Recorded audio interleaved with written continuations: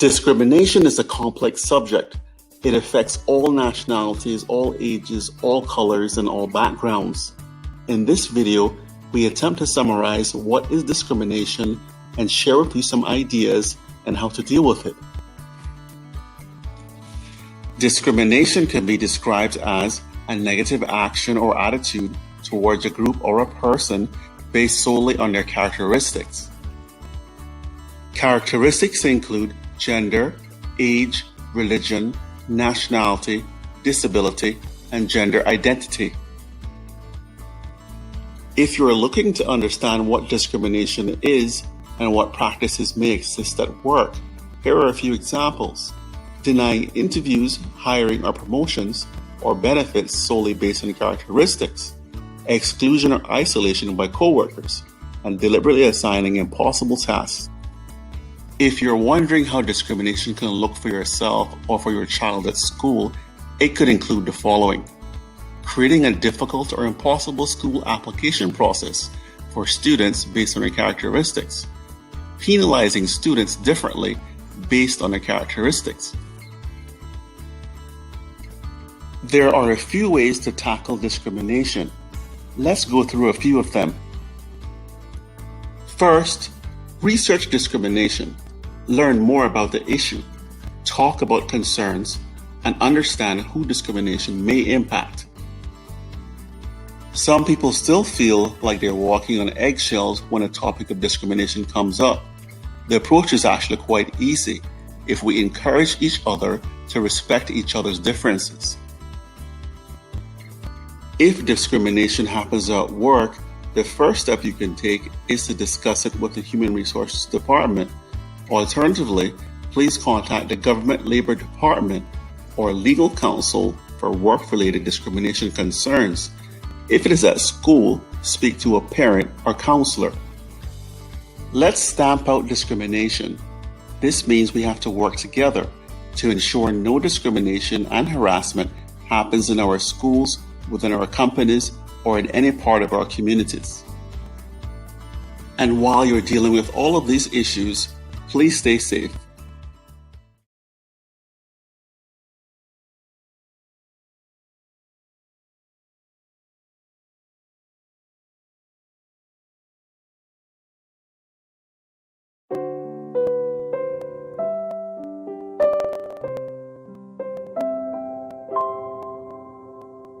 Oh, land of soft, fresh breezes,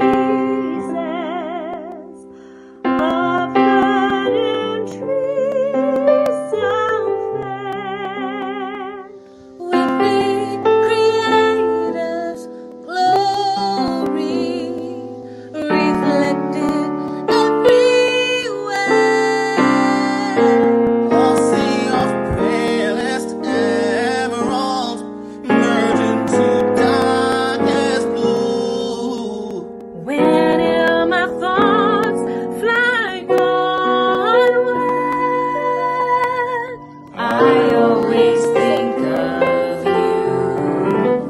In verdant island set, In blue Caribbean sea, I'm coming very soon.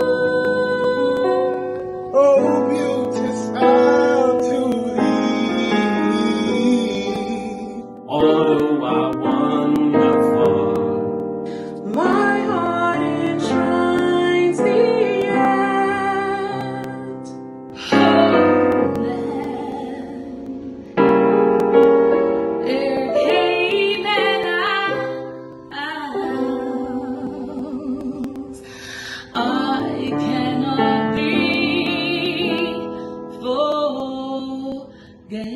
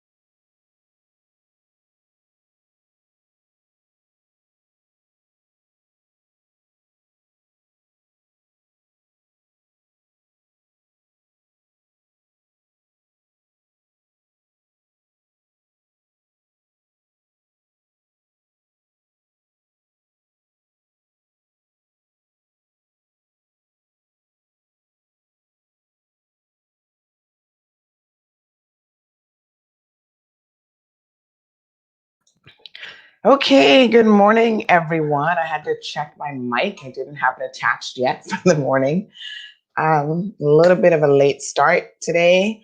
Hi, Michelle. I see Carmelie's tuned in today. Cecile, Maureen, Morna says it's a beautiful Friday morning, sun shining. Have an awesome and wonderful day and blessed weekend ahead. Thank you so much. Purvis, good morning to you. Debbie Ann is joining us. And of course, Catherine is always here for the tea. I appreciate our usual viewers who log in every single day to hear what is going on. Last night was a very lit show, as the younger folks would say. 200 of you were tuned into that. And of course, anytime we have to go a little AWOL on people, you guys are here for that too. So yeah, we were talking about discrimination in housing yesterday. Good morning, Jake. Good morning, Gina. Good morning, Evelyn. So, it was a rental property discrimination, and some people were of the opinion that that didn't matter. Well, the rental properties don't count, as though you could discriminate in some areas, not others.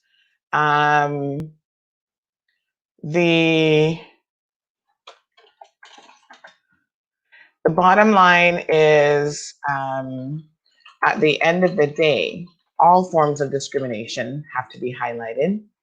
All forms of discrimination have to be attacked at their core.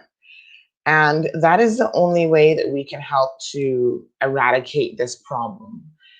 Exposure, having discussions about it, digging a little bit deeper about why we think the way that we do. Because, at the end of the day, I'm always surprised and flabbergasted at people who are not able to see something unless they have personally experienced it.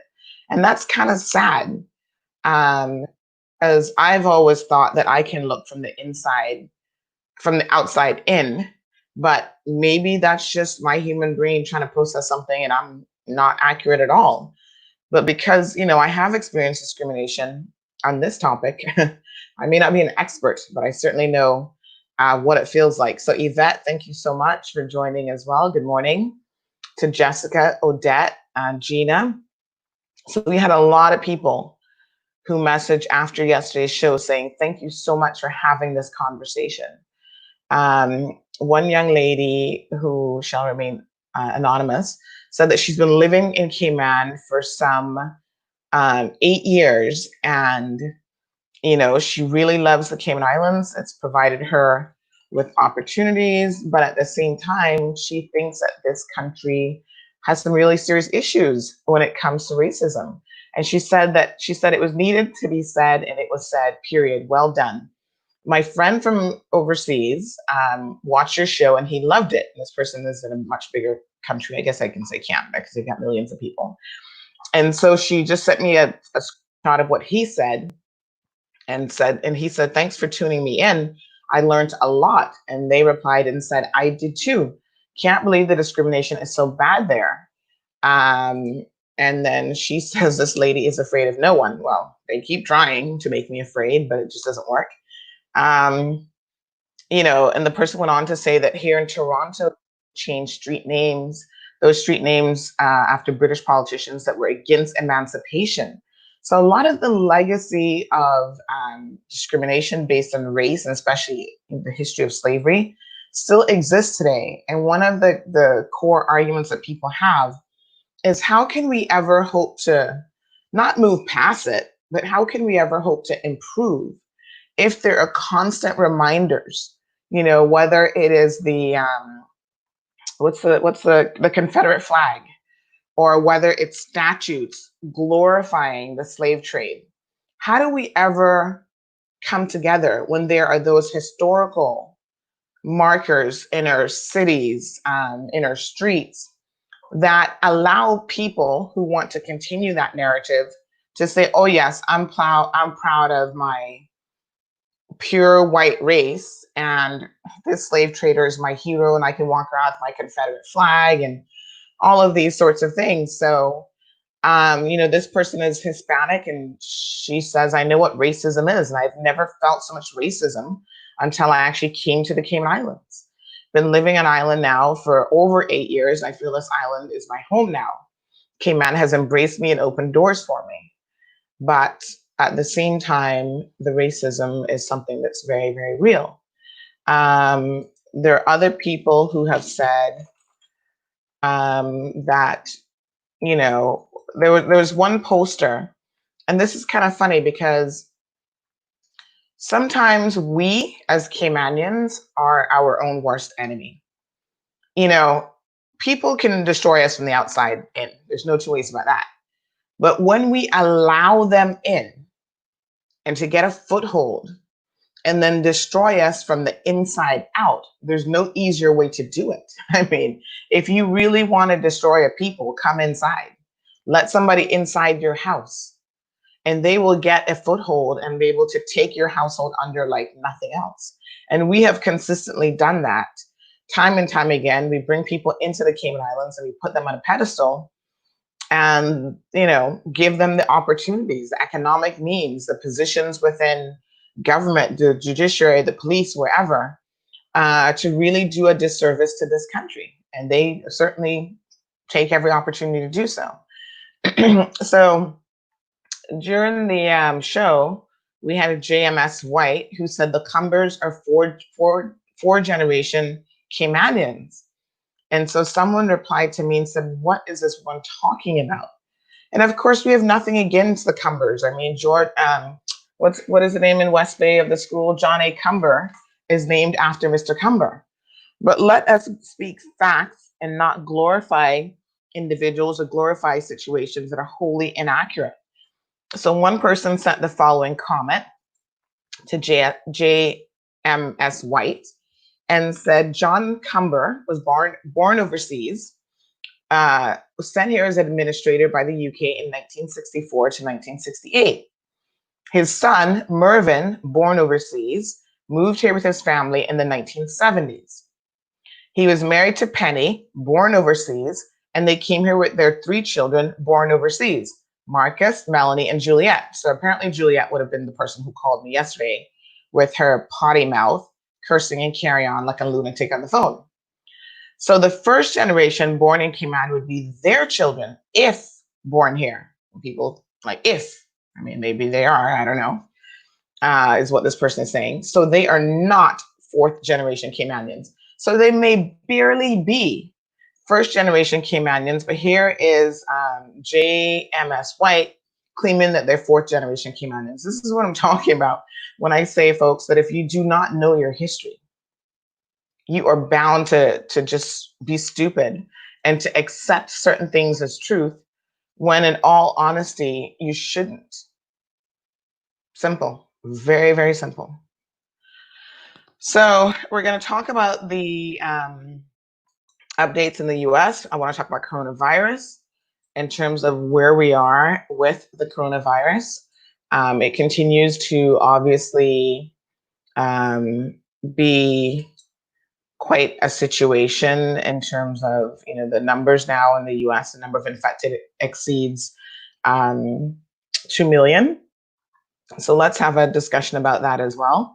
You know, the discussion that we had last night will never go away.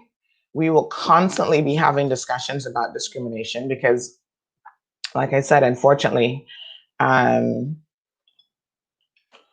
they will always rear, it will always rear its ugly head in some form or another. And sorry, I'm trying to have a look at something here. Yeah, so so you know, it is what it is.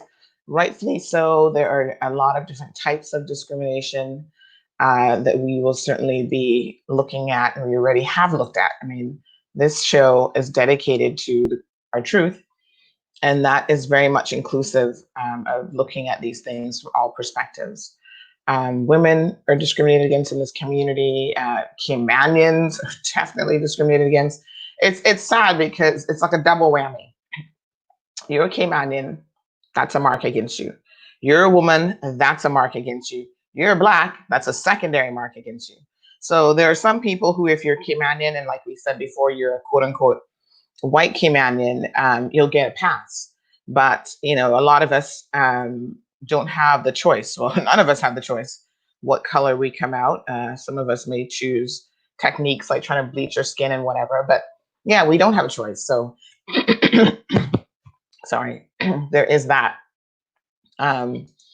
consideration to be had. Poor George Floyd, you know, his brother went before Congress this week and testified on Wednesday. That was the day after he was laid to rest. And there's been a real call for reform of the what they were calling racial injustices in the US. And his brother testified. His brother basically said, you know, my brother did not deserve to die over $20. And of course, the House Judiciary Committee is already looking at key witnesses, including half a dozen civil rights experts and activists. And they're looking at legislative proposals that may expand the federal intervention into law enforcement and lawmakers. We know that the Supreme Court is even considering looking at the immunity that police officers have from being sued, which is amazing because it's not often that the police, the Supreme Court will say that they will probably be, you know, having a look at laws like that. In terms of the economy, people, you've got to really put on your seatbelts because it's going to be a rough ride. What has happened with COVID-19 is largely unprecedented. At the end of the day, it is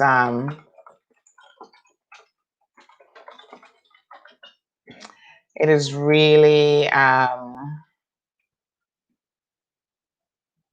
it's really, you know, people seem to think that we can control the waves of this. Like, you know, we can do certain things that will have an impact, no doubt. But the fallout from this is what it's going to be, and the fallout is going to be significant. So you got to put on your seatbelt and you got to get ready for the ride. Everybody's like, oh, Cayman shouldn't close its economy and the world shouldn't close its economy. But I can tell you, the result of that has been now that economies are reopening, there is an uptick in the number of infections around the world. And some countries have a doubling in the last 18 days of their numbers. So, you know, let's have a look at that and let's see what the implications of that will be. And like I said to someone, you know, sometimes discussions become very circular in nature. And I don't like circular discussions. We're never going to agree. So we either agree to disagree, or like I just said to someone this morning, let's have this conversation in 6 months, because time will provide the information. The arguments that we're having now about did the Cayman Islands government make the right decision? Good morning, Sophia, TGIF, yes, Melita, Luis, Grace, thank you guys so much for tuning in. Trisha's here. The conversations that we're having right now about, you know, did the government make the right decision? Why are they shutting down, you know, the economy and we can't eat and those discussions will be a moot point in 6 months' time, because we will see exactly what has happened to the countries who have rushed to reopen their borders, and maybe some countries who really haven't ever closed their borders or closed their, you know, do any shelter in place initiatives at all. We'll get all of that information. So it really is only a matter of time. So, you know, I don't have time for circular conversations. I mean, everybody's entitled to their opinion, and everyone is certainly going to believe whatever it is that they're going to believe. But at the end of the day, time proves, you know, how this is going to play out. And so it is what it is. Even in Miami, we're seeing the numbers tick up again. So let's have a look this morning at some of those things already. I think the information that's coming in is essentially that these countries are likely making a mistake with reopening too soon. but they're willing to take that chance. That's a chance that perhaps they can take. I don't think it's a chance that Caymanians want to take or willing to take, not for all the money in the world. And, there are people who are like, well, we need money to survive. Well, if you're dead, survival, economic survival, is a moot point. It's neither here nor there. So the federal government in the US has painted a grim view for the economy. Unemployment will stay elevated for years after ending 2020 at 9.3%. Well, 2020 hasn't ended yet, so I don't know why they're ending it so quickly, but I guess these are projections here. So, the grim outlook for the economy in 2020 will continue for years to come, is the bottom line. And of course, you've got to understand that the implications for us as an economy that depends on the US economy in particular, and even the world economy, will have to know that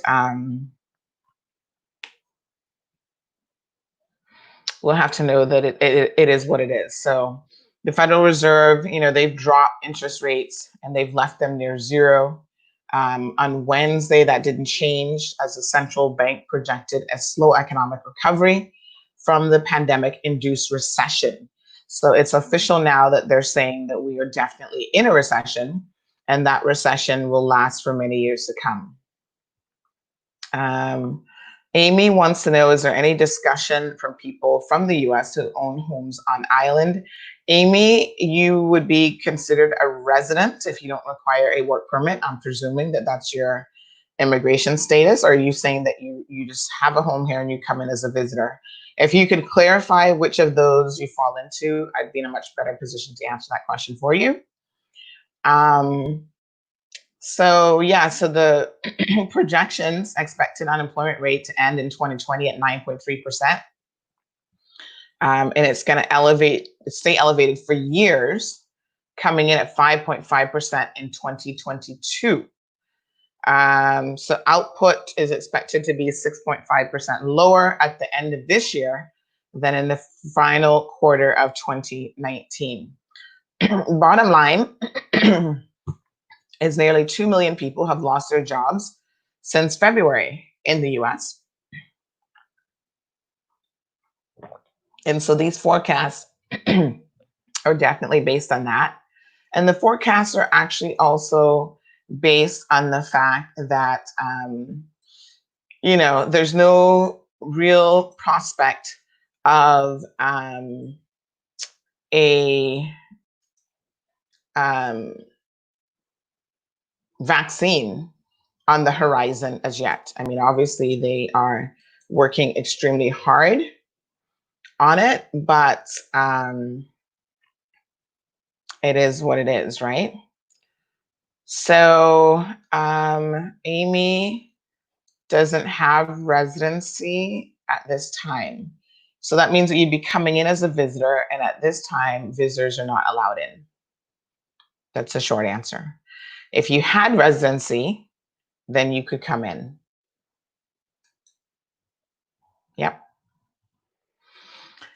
I want to go back to some of the things that are happening around race relations in the US, because I think it's very, very interesting to see what the response has been in a lot of different areas. But let us do sort of COVID-19 coronavirus updates first. So yesterday we had 6 additional test results come in positive for the Cayman Islands. So I think we're trending at about, I think the premier had said like maybe 1.5% or something. But based on those numbers, and I've always said this, I mean, guys, go back to what I have said from day one. I'm not claiming to be an expert, but I do believe that God has given me a good amount of common sense that I try to use on a regular basis. I have always said, in my estimation, just looking at the worldwide numbers, it would be realistic to say that the Cayman Islands has probably a couple thousand people who are infected with the coronavirus. So it shouldn't give you any comfort when you hear we only have 100 positive cases. Remember, the world over, it said, even in the US, who's now gone over 2 million, multiply that by anywhere from 5 to 10 times, depending on how conservative you want to be with these models. So we have to do the exact same thing for the Cayman Islands.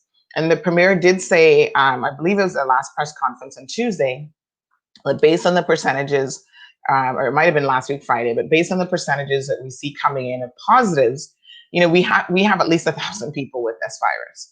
And so that is why I'm particularly concerned when people say, oh, we only have X number of, sorry, my nose is itching here. We only have X number of infections. That's not bad. Let's just open up. We've also only tested 10% of the population. So you have to do that, figure 10%, if 10% of the population has it, and we now have 60,000 people on island, you do the math. So it's not 10% of the population. It's trending at like 1.something% of the population are likely positive. I can't remember the exact 1.5 or 1.2 or something.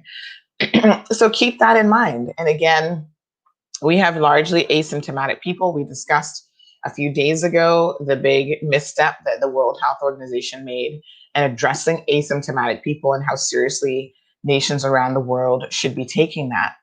So as of Wednesday, the United States surpassed 2 million coronaviruses, 2 corona cases, sorry, and 21 states have seen recent increases in those numbers. And that is in large part because, again, that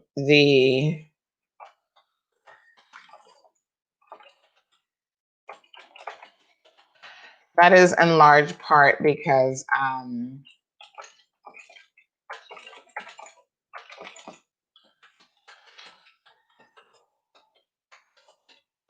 sorry, that is in large part because they have reopened,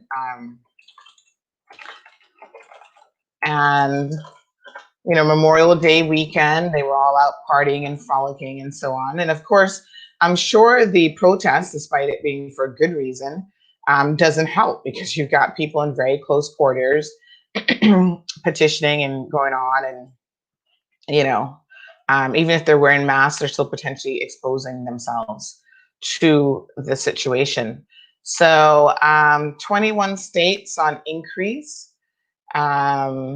And this headline says the coronavirus may not be done with the US. Well, we know it definitely isn't, as the nation's capital seems to be done with coronavirus. So in other words, lawmakers don't seem to be that focused on it at the moment because of the issues with, the police brutality having taken over. But it's amazing that they seem to have a one-track mind.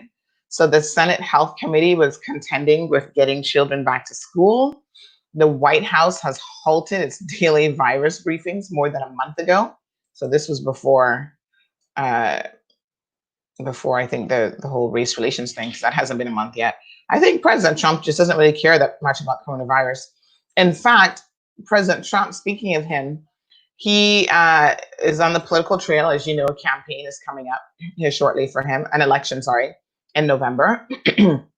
So he was looking at where to have his, what do they call it in the US, like his convention, his Republican convention or whatever. And they had chosen a location, but he actually wants anyone who attends his rallies. Now listen how crazy this is. President Trump has said anyone who attends his rallies must sign a waiver that says that if they get it, if they obtain coronavirus at one of his rallies, that they cannot sue him or sue his committee or whatever. So this is a new rule for Trump campaign rallies. You can't sue if you get the virus there. And I think that is so funny. And a lot of people are wishful that all Trump supporters would go to all of his rallies and test the theory about herd immunity for us and let us know how that works. So he's moving his indoor campaign rallies, and he's added a twist to his optimistic push to return life to normal. As it was before the pandemic, attendees cannot sue the campaign or the venue if they contract the virus at that event.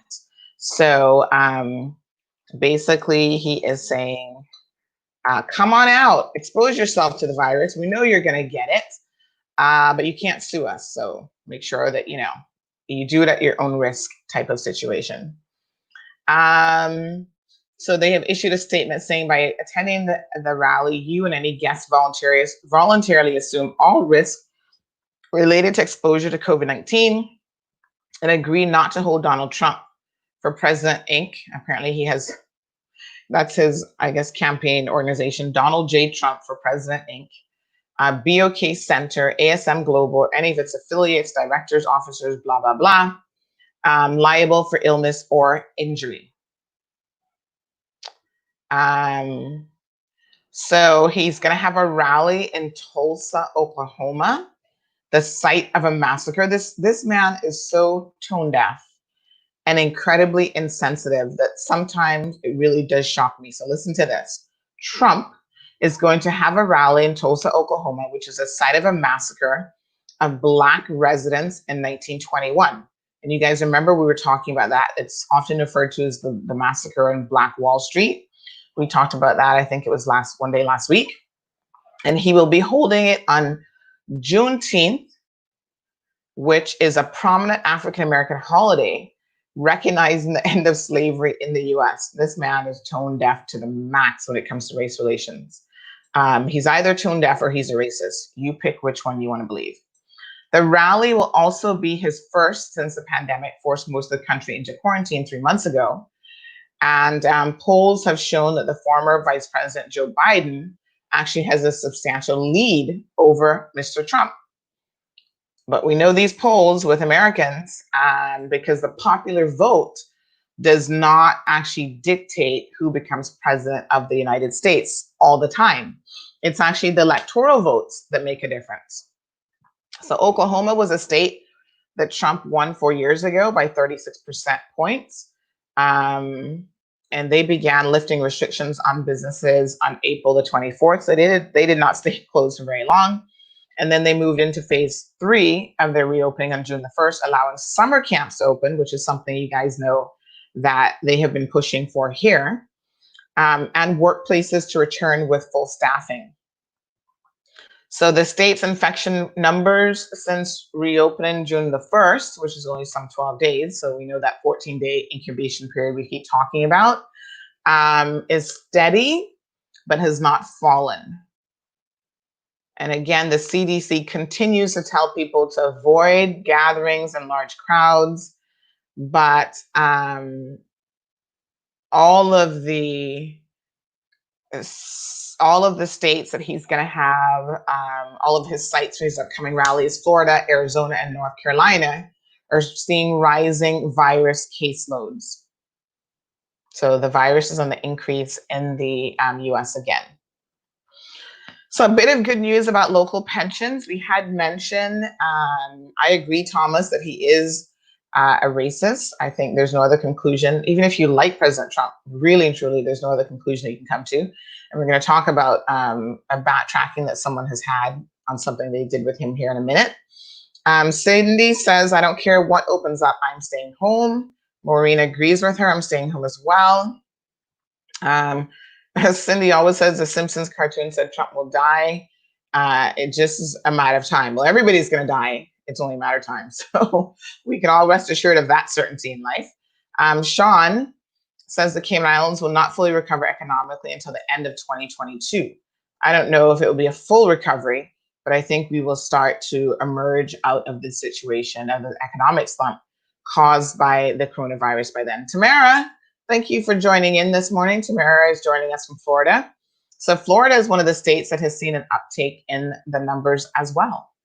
And a bit of good news. So locally, those of you who applied for your COVID-19 emergency funds are starting to get those funds now. A number of companies, Silver Thatch started on Tuesday paying out for anyone who had requested it in US dollars first.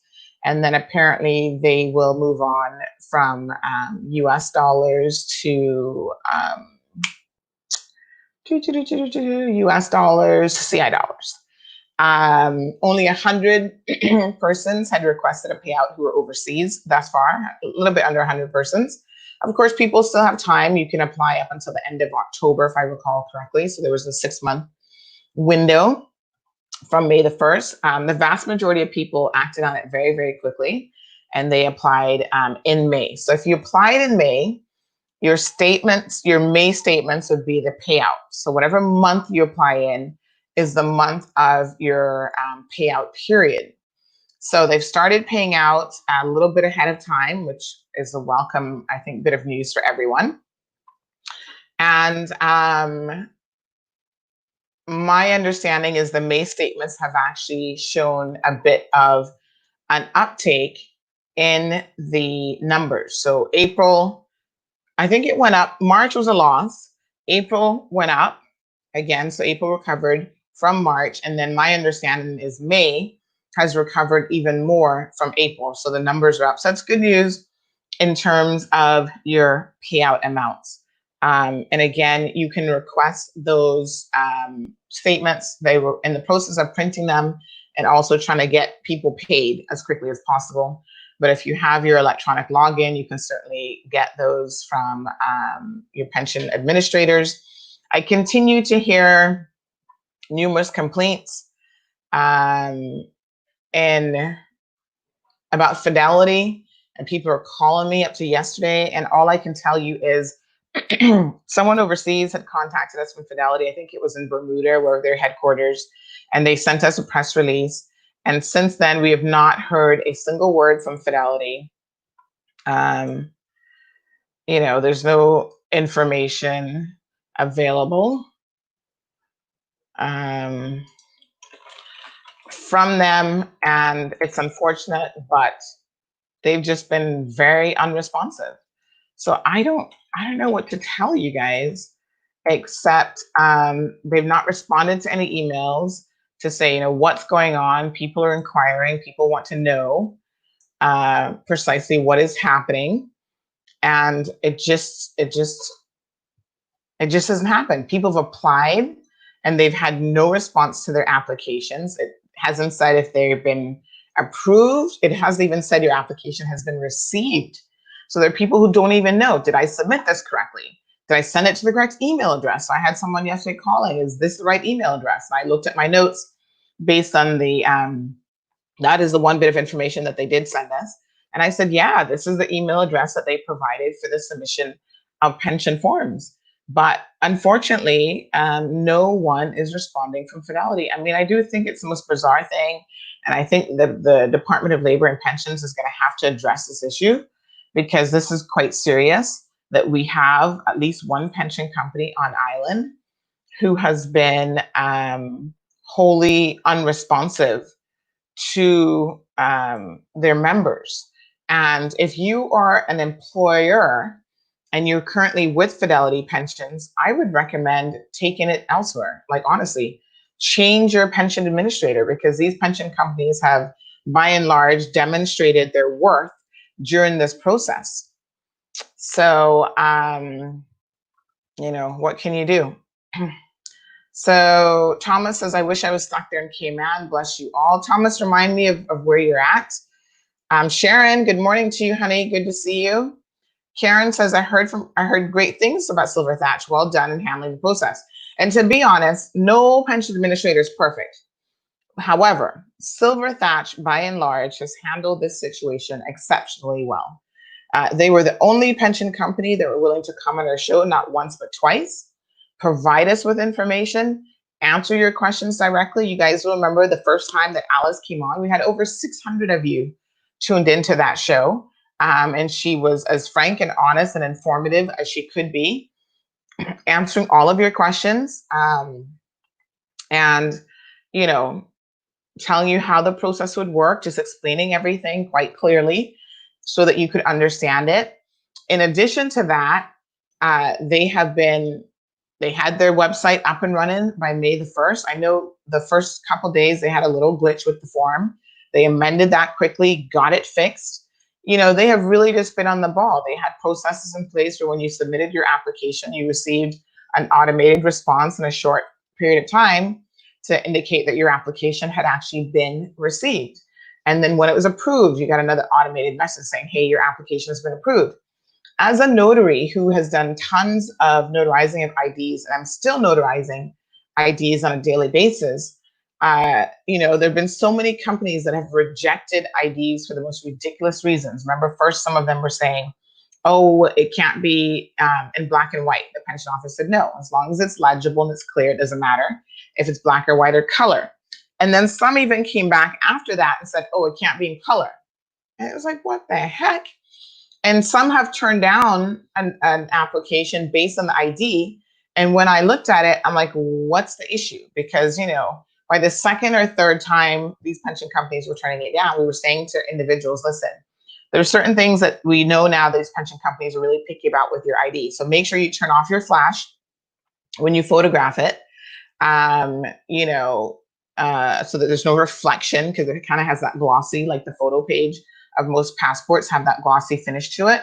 So the flash will reflect off of that, and sometimes you can't see where it's reflecting. Make sure your signature is clear and it matches your current signature that you're using. We would advise people then moving forward on things that they needed to do to improve the chances of their ID not having an issue. So in one instance, an ID was sent back by a pension administrator. We emailed them and questioned it and said, hey, why was this ID sent back? We would like to know, because obviously as a notary, it helps me to understand your processes and to ensure that I'm doing the best possible job at getting it right the first time, as opposed to having to, kind of go back and forth sort of thing. And then they looked at it and they came back and they said, oops, we made a mistake. There's nothing wrong with this ID. And it was like, what? You just turned down somebody's application, told them that they have to redo it now, and that didn't change because you've made a mistake. And so I started to then wonder, who's vetting these IDs? Is this a machine and not even a human being that's looking to verify? Like, I don't even know. Now, given the substantial amount of persons who have applied for their notary, have applied for their pensions, I must say, to be honest, that it's obviously a significant amount. Silver Thatch, which has roughly, how many members do they have? They have over 20,000 members. And of the 20,000, they do have some 9,900, so almost 50% that have applied. And so I think that is that's significant. That's a huge number, to be quite frank. And so that has meant a lot of work for them. And a lot of work for them means that, there are going to be glitches in the system. There are going to be issues along the way, and you accept that that's part of the process.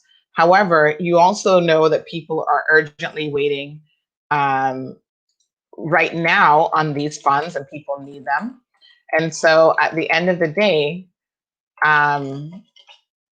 do your best as a pension company to get it right. And that's where I give Fidelity props. I mean, they're going as far as actually calling people during the final payout step to verify that the bank account information that you've given, your account number is correct, because people have been making a lot of mistakes apparently with their applications. Some people have even given their credit card numbers to have the payout to go to, and obviously they can't pay to a credit card. So that was some sort of error. Like, people just haven't understood the process. A lot of people here, have issues speaking English, or they can't read and write. And so they have had a bit of a challenging time with this whole situation. And I've had people say, can you help me with my form? And unfortunately, that's not a headache that I was able to take on just because of my own time restrictions primarily. And there's also some logistical and technical things, like the pension companies were requiring people to actually sign their own application, even electronically, and that's impossible to do if someone else is doing it for you. So Karen, I agree with you. Silver Thatch has done a fantastic job. Tamara says she's wishing that she was stuck in either Jamaica or Cayman. Lord have mercy on us over here. As Susan says, Fidelity started sending out approval emails last week. Susan, what I would like to know is the law actually required more than just an approval email. The law required that when an application was submitted, within the first week, there was confirmation that the application had been received and was being processed. Fidelity hasn't done that. So there are people who've had no communication from Fidelity as yet. There was another requirement that, within the 14 days or whatever, then they went back and said, it's approved. So Fidelity hasn't met any of the markers, and there's certain steps that they've completely just stepped over. So that is why people are concerned about what is going on with Fidelity. So morning, Sue. Jason says that BritK has been in the ball too. They respond quickly, but I'm glad to hear that, Jason, because BritK is another company in the first couple of weeks of this that we've received numerous complaints about, that they were not responsive, that they were not, answering messages, et cetera, et cetera. So it was extremely frustrating for individuals trying to deal with BritK as well. So I'm glad to hear that they finally have it together. Thank you for that update. Helody, good morning. She is joining us from the East. I'm assuming that is East End. Thank you so much, Lily, for joining in as well. Lily Boo. So yes, so the pension companies are starting to pay out. Now, I'm sure that most people are taking the maximum available payout to them. And I, wish to encourage people to make that stretch as long as you can, because we now see that the financial and the fiscal situation is not going to be the best for the next couple of years. So stocks on Wall Street on Thursday, which was yesterday, saw their sharpest decline in 3 months. So thank God, those of you who got your payouts in May, you're going to be patting yourself in the back and thanking yourself for doing it now, because in the coming months, stocks are down. So Thursday saw its sharpest decline in 3 months as investor confidence rattled by grim new economic forecasts, and another 1.5 million weekly unemployment claims went into the US, which is what they're calling worrisome uptake in cases in parts of the United States. So I won't get into the details of the S&P and the Dow Jones Industrial, because I know you guys don't really care about all those details. Asian markets also fell on Friday. Friday is today, folks. But of course, they're in a different time zone than us. But their declines they were not as severe as what had happened on Wall Street. So that's the bottom line there. We'll continue to monitor that situation. There's a number of fake accounts on social media that Twitter was having to remove, saying that China had stepped up its efforts to spread misinformation on the Twitter platform by creating tens of thousands of fake accounts that discuss the Communist Party's response to the virus and the Hong Kong protests. So we know that China is one of those countries, and this is, trust me when I tell you, they do it all the time. It's one of those countries that controls the news media, which some circles in Cayman try to, but China definitely does it. They have their own official state-run media houses, and they put out the news. So whatever they want the news to say is what the news is going to say. So obviously within China, there are limitations on the news and access to information. Sometimes China even goes about kicking foreign journalists out of their country who may not be writing what they want them to write. And so that's why people say you can't trust the Chinese. And it's not like anything personal. When we say you can't trust the Chinese, we mean the communist Chinese government, the official Communist Party. They make up a lot of stuff, and their own people can't trust them if they're smart. And so what Twitter has discovered is that China, which, we saw this in the last election with the American election, they created all sorts of fake accounts to help President Trump get elected, because they thought that was favorable to them to have a dumb president in the White House.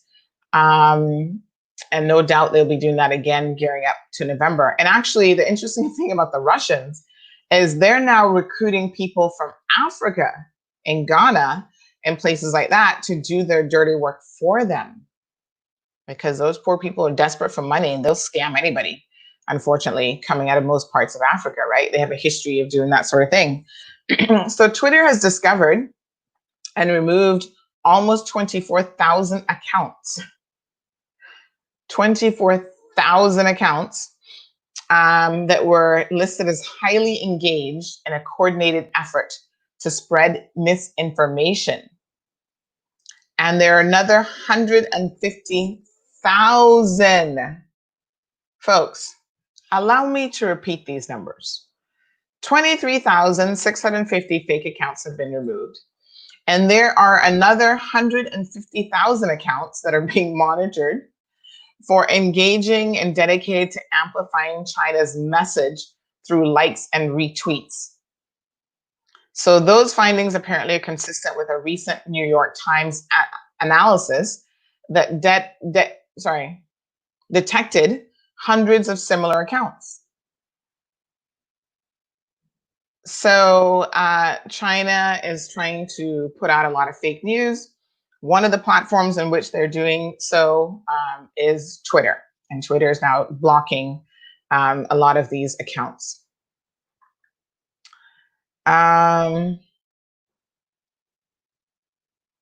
Listen to this. Twitter announced its findings on the same day that Zoom, which we know that's the video chat app, rose to fame during the outbreak, and they acknowledged that it had briefly locked the account of a US-based Chinese human rights leader at the Chinese government's request. So listen to what they did now. Twitter blocked the account of a human rights leader, a US-based, so he's in the US, Chinese human rights leader, because the Chinese government asked them to do so. Folks, if you're not paying attention to injustices around the world, it will soon be your turn, because there are a lot of injustices that are occurring all over the world. And trust me, you will understand the implications of Martin Luther King's quote about an injustice anywhere is a threat to justice everywhere. And that is why we have to remain vigilant, not just about what's happening here in the Cayman Islands. That's our first thought, of course, but what's happening elsewhere in the world. We can't sit back and not lend our voice to what is happening in the US, what's happening in China, what's happening on social media. And to think that a government can dictate or tell Twitter that they must shut down somebody's account, and Twitter actually agrees to that. That's how you know that your freedoms in this country and the world over are lacking.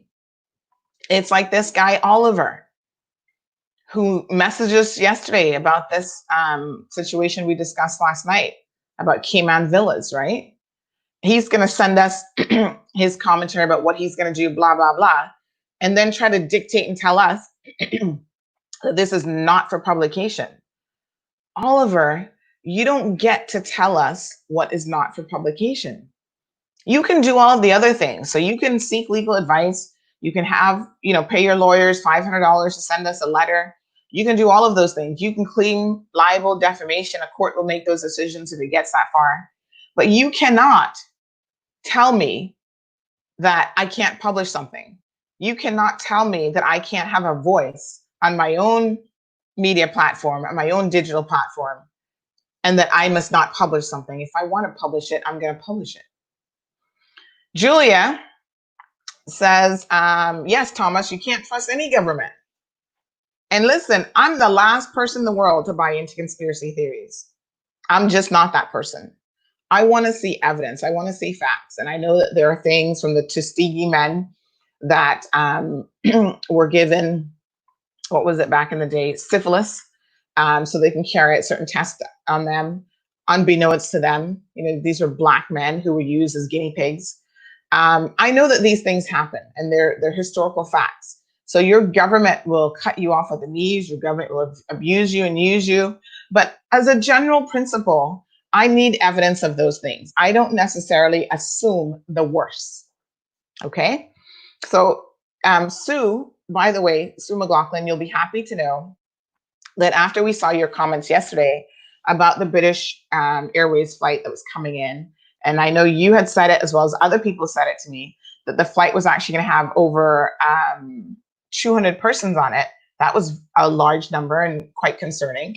And I contacted my sources who are at the top and who would know what they're saying.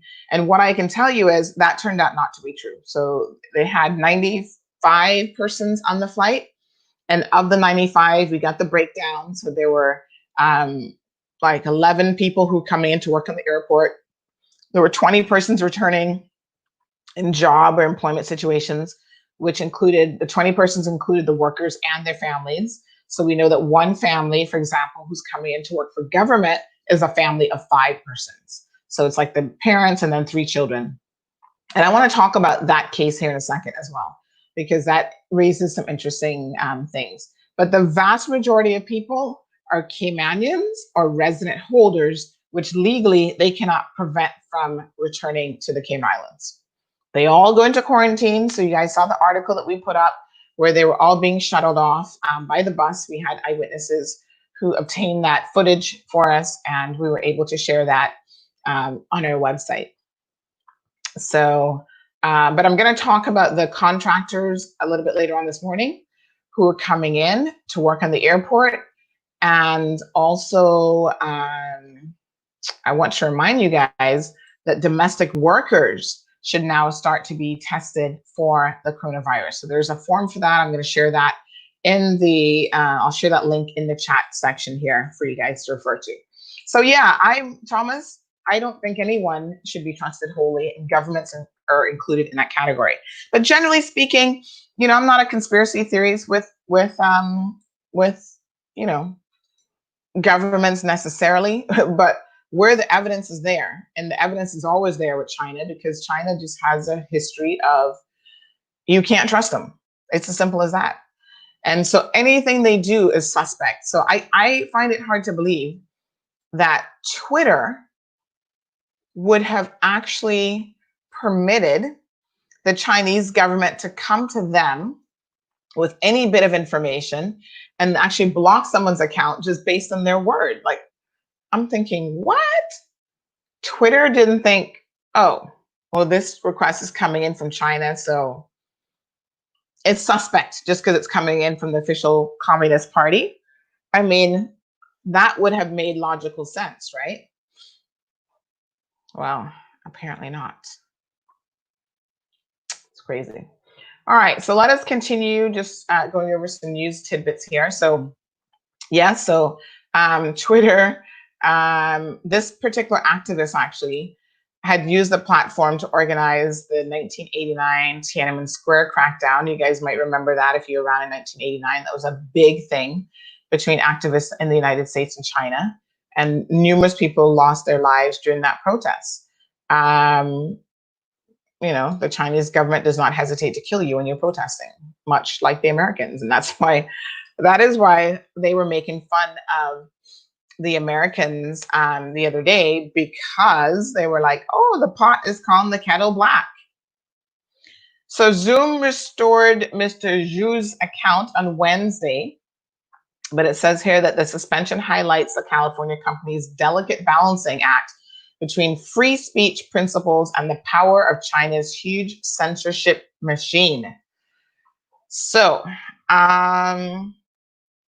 that's what it is. So Oregon, Governor Kate Brown of Oregon has said that she will be halting reopening of the state after they had a recent rise in coronavirus cases. So again, everybody is in this mad rush to reopen, and then you can't undo a lot of things. So you reopen, and then next thing you know, you've got all these new infections on your hands. And at one point, her state actually had one of the lowest rates of infection per capita in the nation. And now that they've decided to reopen, there is an uptake. And so they have decided to, whoa, pump the brakes. Let's back it up. Because obviously this is a poor decision. And that's why I again say that I believe that the Cayman Islands government has made the right decision with a very slow and measured approach that is centered around testing first and foremost. Test and see where we are. You know, test the grocery stores, test frontline workers, test your hospital staff, test domestic helpers before they're allowed back into people's homes so we can get an idea. So if they go and test the domestic helpers, you know, population, which is happening now, I'm going to share that link to make sure that you guys are up on that.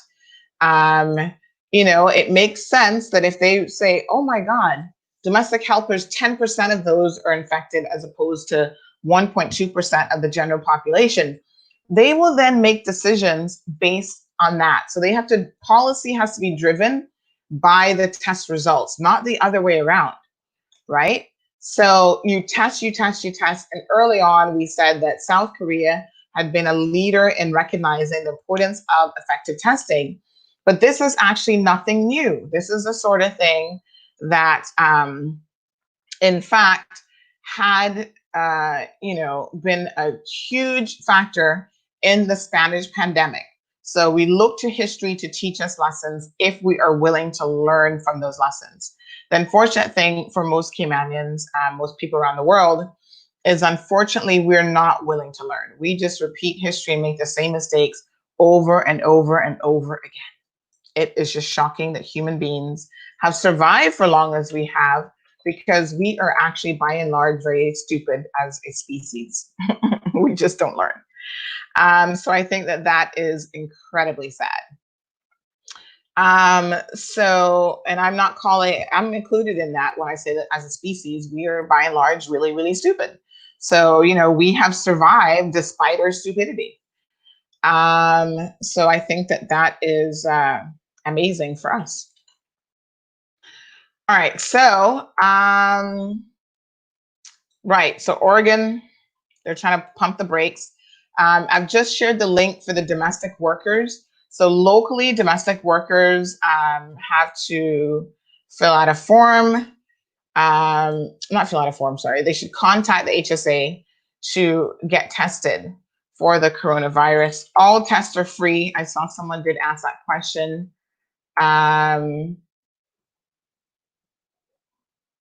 Yeah, so someone's saying, how long do we have to do the form? Well, if you want to get back to work, I mean, the recommendation is you do it as quickly as possible. So the form is available for domestic workers and other groups, including service industries, to complete for the COVID-19 testing. So domestic helpers, salon workers, or touch services, so anything that would be in the touch service would be like, I'm assuming therapists, so like physiotherapists, they touch you, you know, they might do massage or whatever.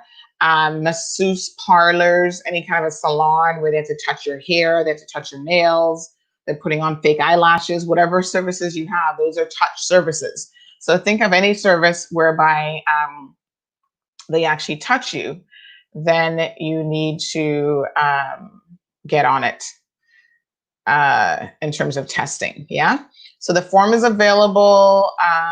We provided the link that was given to us for people to fill out. So if you have a domestic helper and you're keen for them to hurry up and get back to work, encourage them. They may not have, remember now, domestics may not always have access to computers and that sort of thing. So certainly encourage them to contact you if you have computer access. I'm hoping that this form is actually very easy to fill out online or on their, like if they have a mobile device, hopefully it's mobile friendly.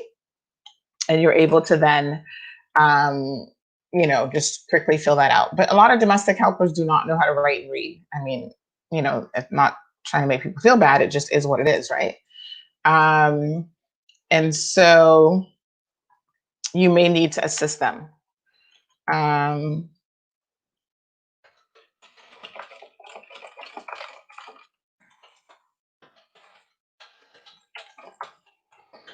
Okay, so there's that link, you know, get on it. And again, like I said, if the numbers are more or less the same as the general population in terms of infected persons, you'll see that domestics will soon be added to the list of persons who can get back to work. And again, once again, the coronavirus testing methods that we are using is a real-time testing method.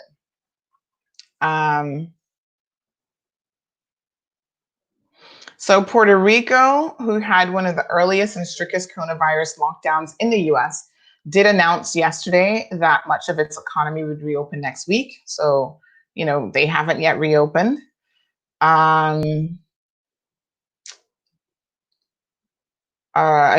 African Americans, the colored population, whatever they're calling them in the US, have been hit particularly hard by the coronavirus for a number of reasons.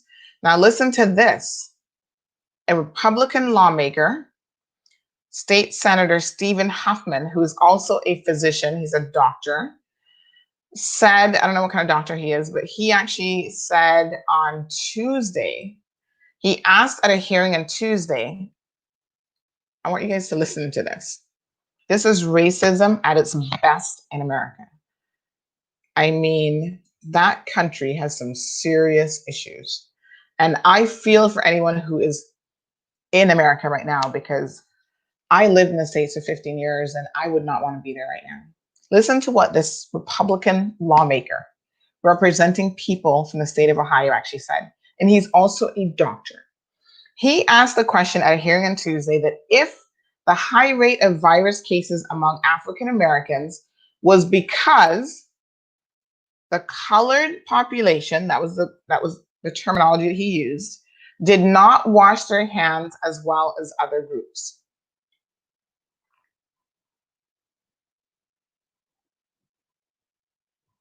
Okay, let that sink in. No, Senator Stephen Huffman, it's because your system of systemic racism has created not even separate but equal. It has created a merged healthcare system that is unequal to certain groups and certain minorities, with African Americans, as you call them, colored population, are disenfranchised more than everyone else. That's why they are being impacted by this more than anyone else. They're less likely to be able to afford healthcare, to have access to healthcare. They're more likely to have diseases, some of them driven by lifestyle choices, diabetes, smoking, kidney issues related to diabetes, etc., high blood pressure, that does put them at greater risk of being severely impacted by the coronavirus.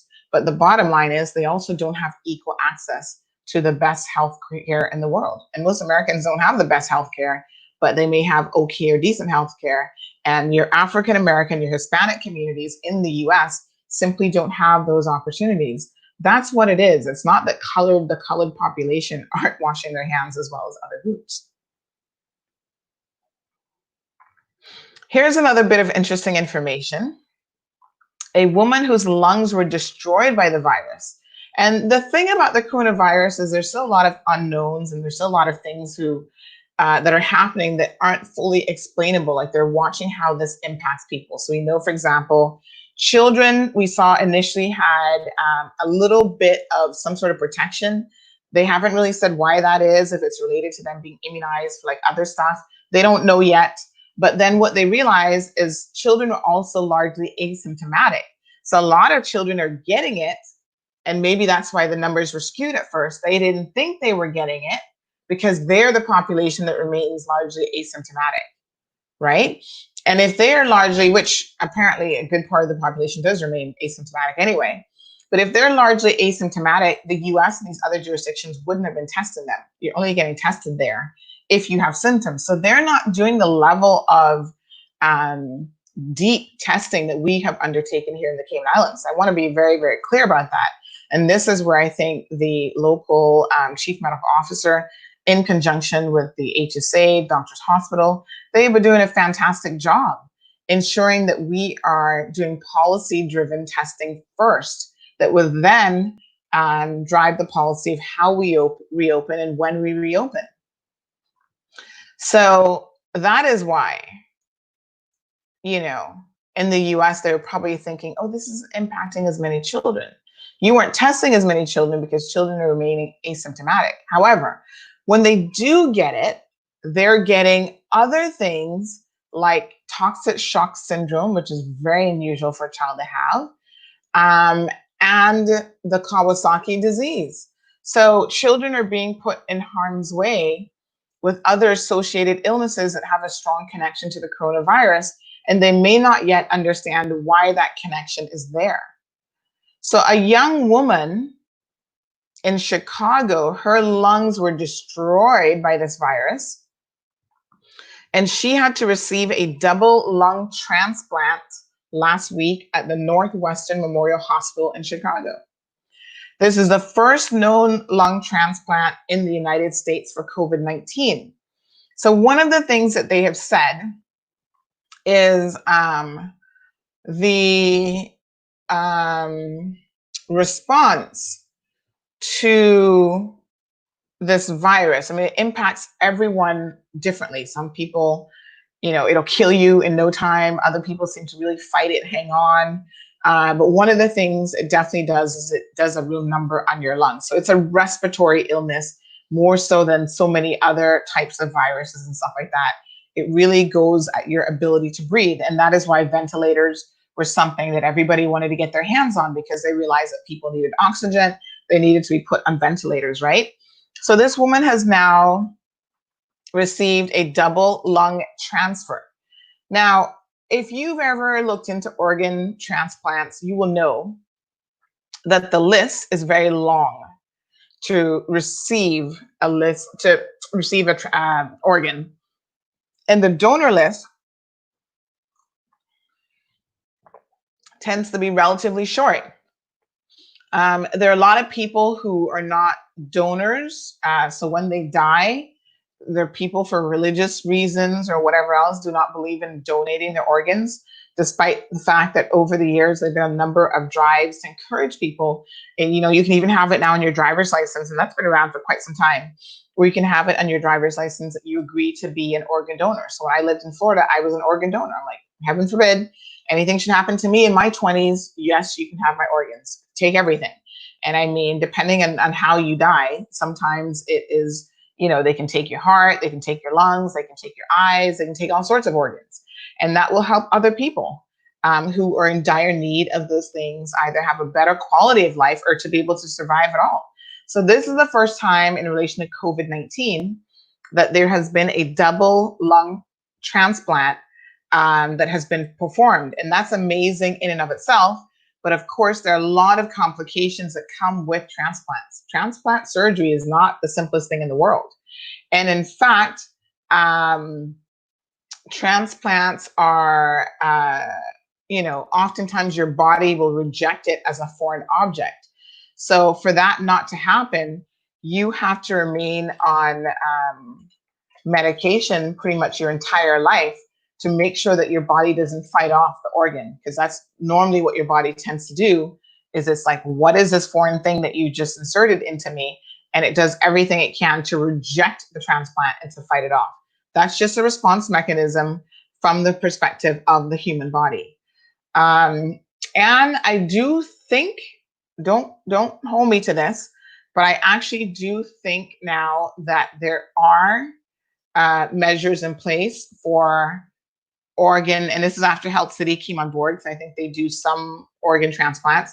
I do believe that we now have the legislation in place to have organ donations here in the Cayman Islands. But again, the population is so small that they're probably going to have to bring in organs from overseas. And I fancy, just off the top of my head, that Caymanians are probably going to be one of those populations that are going to be averse to a large number of us donating organs. Like most people here are going to be like, nope, I don't want you touching my dead people, my dead family members or whatever, once they're deceased. You ain't getting none of their organs. That's kind of what I think Cayman will probably fall into in terms of a category. But as far as I know, we do have legislation now that makes it permissible. Thank you also for reminding us, Karen, about New Zealand. So we did carry that story on Monday, that as of Tuesday at midnight, this was the 8th, The 8th was Monday, right? Tuesday at midnight.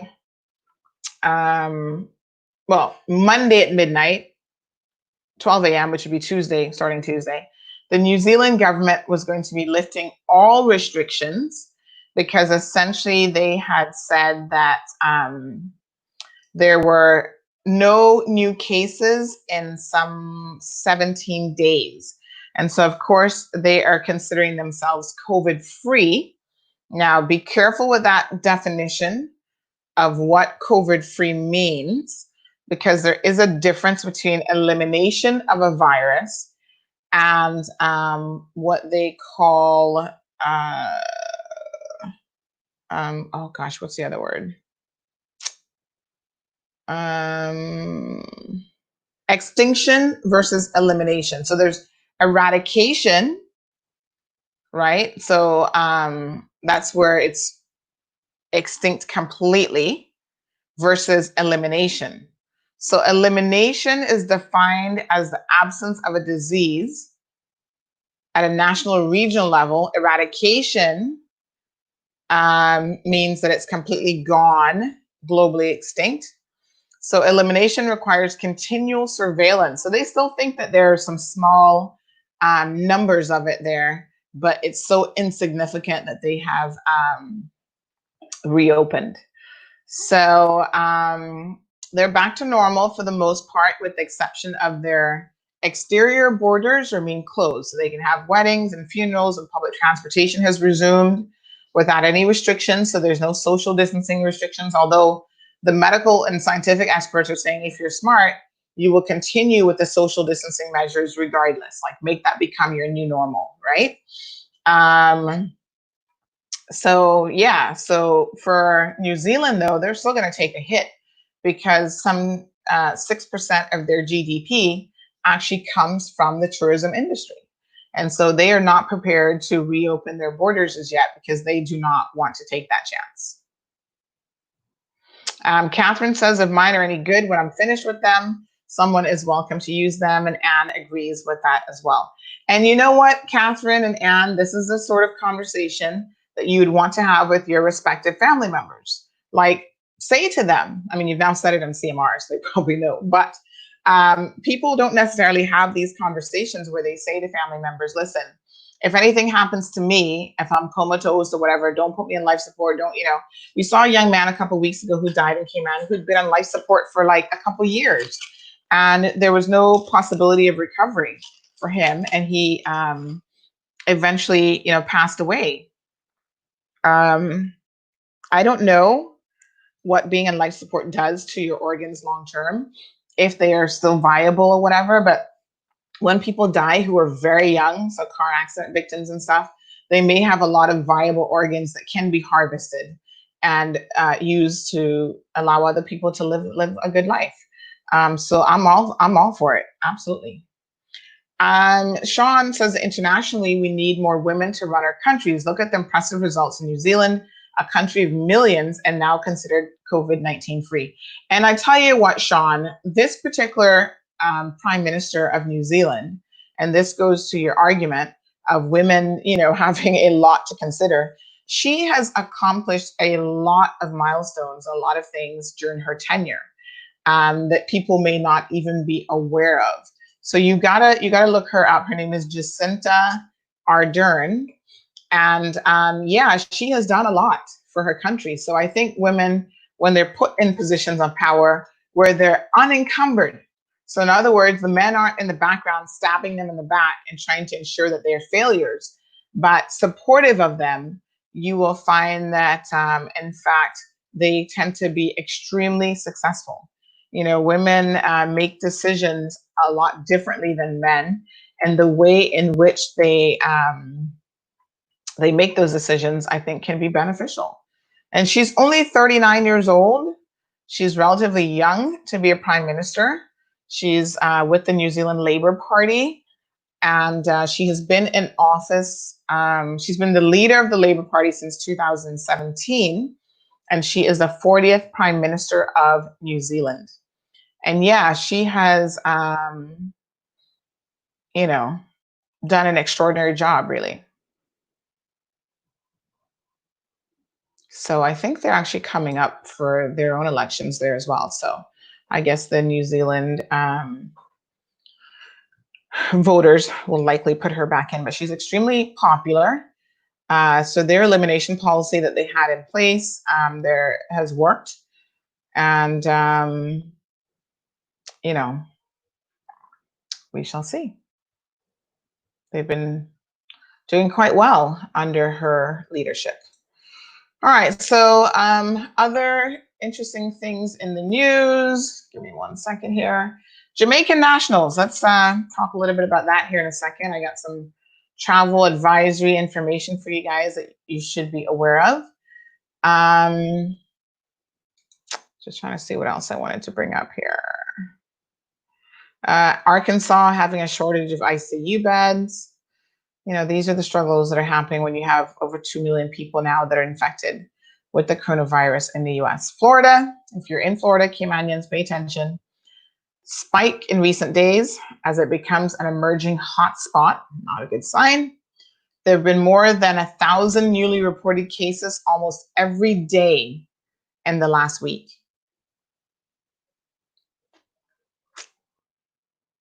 Not a good sign for Florida. Florida continues to reopen despite that. Walt Disney World, one of the largest tourist sites in the world, plans to reopen in mid-July with a limited number of visitors. So listen, these countries, I think, believe, these states, whatever, that, that lives are disposable.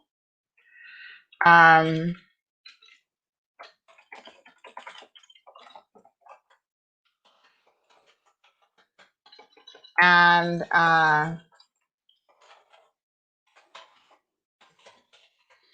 that is, you know, what it is. So they will have an uptake in numbers and they will have an uptake in people dying. And, you know, it just is what it is. They're talking about what's going to happen with schools reopening. As you know, September is going to pretty much be right around the corner. This is the middle of June.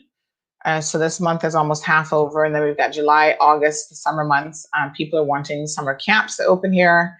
And there's been some discussion about how we can create bubbles of protection. And I don't know exactly how that works with children. So, okay, so in Jamaica, you guys will know that they reopened their borders on the 1st of the month for Jamaican nationals to come back. Mid-month, so the 15th of the month, they're supposed to be reopening their borders for everyone to come back into Jamaica, which will be an interesting experiment for their coronavirus situation. Having said that, the restrictions or requirements in place for persons to return. Apparently, there's some travel protocols which require you filling out some sort of a re-entry application form. So we did share this article yesterday, so I do want you guys to check this out if you haven't already. And that is in place from the 1st until the 15th, and that will then change on the 15th. So there are countries, regional countries, who are considered low risk, and they're part of what Jamaica has termed a travel bubble. So that includes the Cayman Islands, Antigua, Barbuda, Bahamas, Barbados, Grenada, Montserrat, St. Kitts and Nevis, St. Lucia, St. Vincent and the Grenadines, Trinidad and Tobago, and TCI, Turks and Caicos. So all of those countries are considered relatively low risk. So any flights, so if you're a Jamaican and you're in any of those countries, if you were taking a direct flight only, so in other words, you're not passing through those countries, but directly from the Cayman Islands to Jamaica, you are considered in a travel bubble and there are less restrictions in place. So you don't have to automatically go into like government quarantine. So they're asking people to self-quarantine for 14 days in their homes. And for them, self-quarantining means that you can go out once per day to take care of any like essential businesses, essential business, banking, grocery shopping. What else did they have in that? Like if you have a business, whatever. So you can go out once for the day. Which to me is kind of weird because it's like, if you got once for the day, they didn't say how long you can stay out. So that one trip could be 8 hours. And trust me, sometimes with the traffic in Kingston, you're like, it's going to be a long trip. But nonetheless, you get to make one trip for the day. And they have a phase situation. So if you're coming from any other country, you will have greater restrictions in place. So it's based on screening, risk assessment, and sanitation. I just noticed a typo in this article, actually. And sanitation. So check out those requirements. Once again, sorry, my nose is just really itching me today. I'm not having any immediate allergies right now, but I kind of feel like it wants to come on. And so my nose is just itchy. So please check that out so that you can get the information that's in that article. Now, the local consular office has reached out to us. I do want to share this information because it's a bit of updating on what is in that article. So they did reach out yesterday and they had the following to say. Okay. So the web link is there in the website. There's a form that you have to fill out for Jamaican travel, etc. So persons who are unable to access a computer or complete the online registration form are being assisted by the Jamaican Consulate Office, which, as you guys know, is located on Dorsey Drive in the same building as Quick Images. They're, I think, towards the back end of that building in Industrial Park. So you can reach out to them. So they have been assisting people, but of course that means that they're extremely busy and they've been inundated with requests. The TRN or NIS card, which was mentioned in the video that was in, just a guy did a video trying to explain to people, you know, how the process is working. He was saying that you needed that number. If you don't have that number, be advised that it's actually optional for the registration process. So they don't want to confuse or scare people that if they don't have that number, they're not going to be able to fill out the form. So you can still fill out the form and those options are available to you. And, you know, you don't have to have a TRN or an NIS number. So I think that's their like tax numbers or whatever. Most persons have already registered and they have 157 persons who are repatriated already to Jamaica. Now, that is a relatively small amount because we have thousands of Jamaicans here. But of course, there are restrictions in place on how many people can actually be on a plane at any given time. So one of the things that I know people are wishing will happen is that Cayman Airways and the Cayman Islands government will allow a minimum of 2 flights per week to travel between Cayman and Jamaica in the coming months so that everyone who wants to leave and repatriate and go back at this time can do so. So they have another flight that's leaving today and Saturday.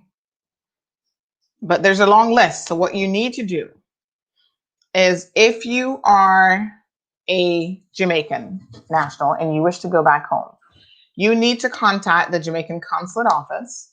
And I think we provided a phone number for them before. They have a mobile number.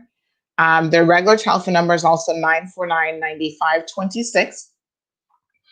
Get on their list because the list no doubt will be long and it will take time to get people out. If you are a Caymanian, so they said that they were actually bombarded with calls from Caymanians, Cayman residents, and work permit holders who are stuck in Jamaica trying to come back to the Cayman Islands. You need to contact Cayman about that, not the Jamaican consulate in the Cayman Islands. So they cannot help you with that. So you need to register with the Cayman Islands government website, the exploregov.ky/travel, or call the Cayman Emergency Travel Hotline, the 244-3333. I don't think they're really answering the hotline anymore, so your best bet is to go to the website. So they can't help you if you're trying to come back into the Cayman Islands. They are just helping persons who are leaving the Cayman Islands. Yeah?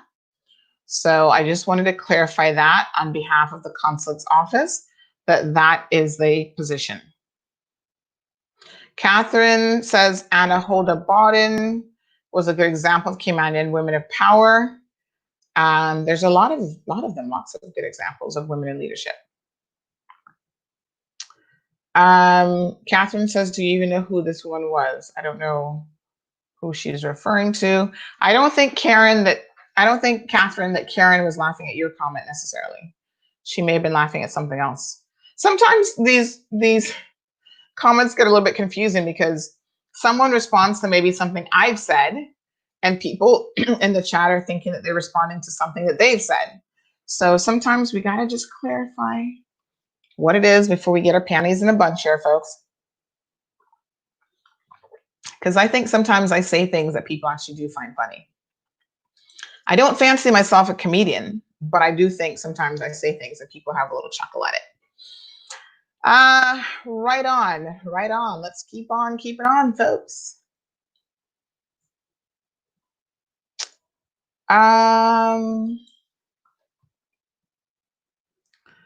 Okay, I just want to see what else is going on locally. Oh my goodness, I feel like I'm gonna need a nap today. Can I tell you guys something? I am so happy that domestics are gonna be able to get tested and hopefully start back soon, because I miss my helper. Miss Pam, she only comes once a week. We don't have anyone raising her daughter. We make that our primary responsibility. And so we don't have a full-time helper for her, but we do have a lady who has been in Cayman for over 30 years, and she has Cayman status, and she comes once per week and she helps out with, general cleaning and laundry. But it's such a big help just to have that one person, even the once a week, because right now I'm having to do it. Can I tell you, between everything else that I have to do, it's like I don't get a whole day. Like, she comes and does it in a whole day. She's here morning and she leaves, after 5. So she gets a whole day's worth of work done, and that's all she's focused on. I don't have that luxury of being focused on just cleaning for a day.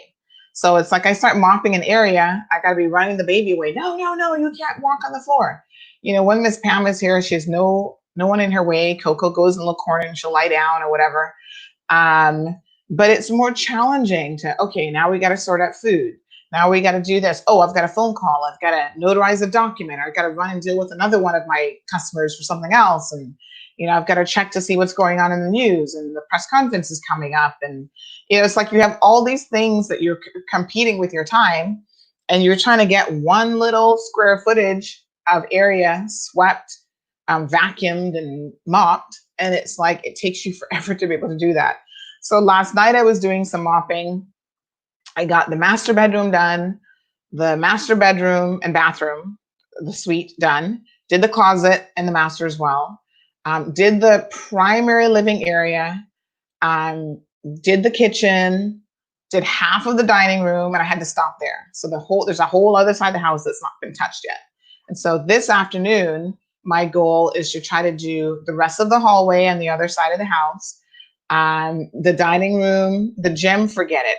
I'm not even going in the gym, because I got to be honest with you, nobody's been in there. So it should be relatively dust free, because no one's ever in there. But dust is one of those things that it's on everything, whether you're using it or not. And then of course, when I'm doing it, I'm like digging and pulling stuff out, getting behind there with the vacuum cleaner and doing like a deep cleaning, which sometimes not every helper does. So, you're like, let me kind of get in here and really sanitize and do certain things. There's certain areas like the kitchen, you're always in there doing stuff. So the kitchen's always getting wiped down and whatever. And I even said to my husband, pull out the fridge. And he's like, what? And then I was like, yeah, so we can get on top. But our fridge is actually a very tight fit for the space. So literally he got it half out so that we could dust the top. But I wanted him to pull out the whole thing so I could get like behind it with the vacuum, and and it wasn't happening. It is such a tight fit. I mean, it's not even an inch of space on either side of the fridge and whatever. It is so tight. I was thinking to myself, how did they actually get this fridge in there? Like, I'm sure it was more than one person that did it, but it's a tight fit. So, yeah, there's that. There's those of us who are, and I get the struggle. I get why parents are like, open up summer camps, open up something. Like 3 months of having my kids full time is driving me crazy. I only have one child who's a toddler. I can only imagine the parents who have two, three, four children that they have to try to manage their times and get them on with schoolwork and, even just trying to keep them occupied.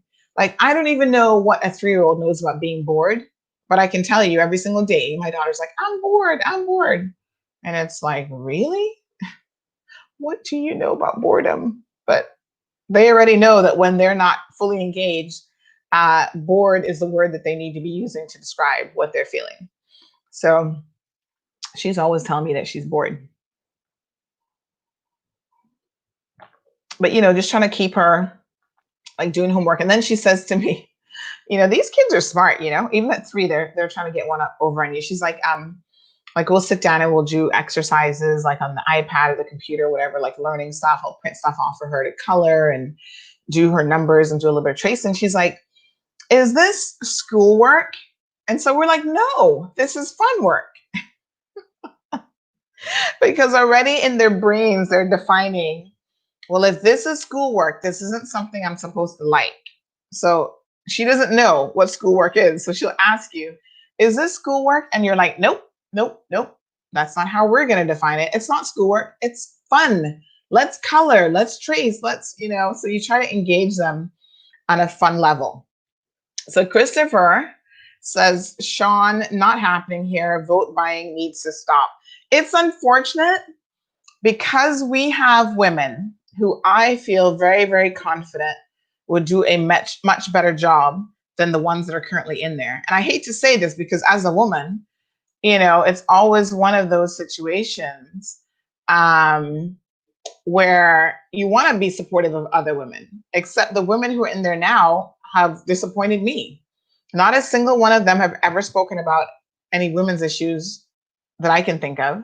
And when even the Speaker of the House assaulted a woman, none of them said, from a woman's perspective, this is not something we should ever tolerate. You should never tolerate domestic violence. I think my mic just dropped, sorry. You should never tolerate domestic violence, either in your homes, in your workplace, like none of that. And every single one of the women, there's only 3 women in LA right now, have kept their mouths shut on such important issues. So yes, Sean and Christopher, we need more women in there, but we need women in there with balls, if that makes sense. And I hate to use that term because that is indicative of being a man, but you have to have strength to be a female politician. So as Mr. Chris Saunders likes to use the term testicular fortitude, we can use that if that makes y'all feel better. But yeah, we need the right kind of women in there. When I think of, Teresa Lewis, for example, Teresa has ran a few times. Teresa is one of those persons that I would love to see get into the Legislative Assembly and represent the people of this country. She is an intelligent woman. She is a firecracker. And I think that given the right opportunity, she would be able to represent us well. And at least if she's sitting in a press conference, Teresa's going to be able to say things and explain things so that it makes sense. And she's not going to be talking about Jesus riding a donkey and confusing the hell out of everybody. That much I can say about Teresa for sure. So people like that, we constantly are not given an opportunity to. Yes, Christopher, part of it is vote buying. And part of it is also we live in a misogynistic world and a misogynistic country where women just do not have the same opportunities as men. And even women will go out there and vote for a man for no good reason over a woman. It's not that he's any better qualified. He can't speak any better than the woman. Maybe he is buying votes. I don't know what he's doing. But, this is where now the discrimination against women is obvious, even in the world of politics. That is the God's honest truth, my friends. Lizette, good morning to you, honey. Happy Friday. Irvelyn, thank you for tuning in. So yeah, let's see what happens with our election, which is a year away. And someone sent me a WhatsApp message, says, yes, I do agree that we need more women in parliament to help run this country. I'm confident they would do a stalwart job. However, once as they get into power, they adopt the same old politicking and abuse of authority as is prevalent with those who are paid and placed to serve the people, of which Caymanians ought to come first. So that person is of the sentiment that at the end of the day, it's the same old business as usual for politicians. We have to have some measure of hope that that can change, because the people can demand change just like they are demanding change in the good old US of A.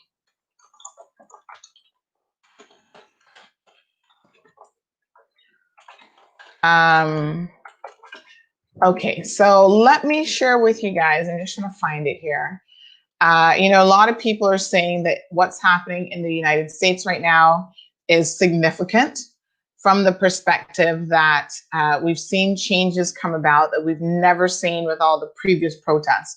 So maybe the time now is ripe for America to actually do the right thing by race relations and racial injustice. And there is a definite turning of the tides. I mean, no matter how you look at this and how you slice it, these protests have really stirred up. The death of this one man has been the final straw that broke the camel's back. And I think there's a number of different factors why that is happening, but people are just done with the systemic racism, and there are changes. So the Confederate flag has come down. Now listen to this joker, Mr. Trump, when it comes to the Confederate flag. And you guys know the Confederate flag has represented historically a certain way of thinking, because the Confederates were the ones who were all pro-slavery back in the day, right? So removing the Confederate flag from a lot of like government events has been something that has been seen as a very good thing. Of course, President Trump is not in favor of that by any stretch of the imagination. But NASCAR, for example, have said that they will no longer be allowing the Confederate flag to be, held up at their events, at their official events. The interesting thing about that is that one of the NASCAR drivers has resigned as a result. So that clearly tells you where he stands on the racism issue. So he has decided to resign. I'm just trying to look at another story that I had seen here about Trump and the Confederate flag. So he was, so President Trump shuts down the idea of removing the Confederate names from Army bases after top Pentagon officials expressed openness to it. So he said that he would not do that. So again, he wants to very, very well maintain the status quo. So he said his administration will not even consider the renaming of these magnificent and fabled military installations, he tweeted on Wednesday. So monuments and memorials bearing the names of men who fought to preserve slavery and uphold white supremacy are facing a reckoning. We saw the one statue of the slave trader in the UK that came down. There's been a couple in the US that have come down as well, and some have been beheaded. So demonstrators, protesting against police brutality, continue to push for this position, but Trump is refusing to give way. So he's saying that military bases, there's over 10 Army bases named after Confederate leaders, even as recently as February. I mean, why are they still naming them after Confederate? I mean, you would have thought, oh yeah, they were named that way 100 years ago, 50 years ago, and they're still named that, but they actually named one in February. This is what I'm telling you. Listen, Caymanians and the world over don't really fully understand what is happening in America, and this is why you have to know the history of the situation. So just as recently as February, they named another Army base after Confederate leader, and so the Pentagon officials had initially said that they would be open to a bipartisan discussion on the topic of removing Confederate names from the bases. But President Trump has said, no way, Jose. Don't even think about it. So he doesn't care, not going to happen. And then this NASCAR driver is telling you about, NASCAR actually announced on Wednesday that they would ban the Confederate flag from its events and properties, again, as a result of what's happening with the protesting. And they had their first, this announcement came 2 days after Darrell Wallace Jr., the first Black driver in 50 years to win one of NASCAR's top 3 national touring series, called on NASCAR to ban the flags outright. Wow. There's not a whole lot of Black people driving in NASCAR, I can tell you. So for him to even be involved in this, I think is amazing. So they have agreed to do that. And then one of the white drivers, who obviously has a very different position on this, decided that he would be stepping down and no longer would be driving for NASCAR. So all we can say is good riddance. Good luck with that, sir.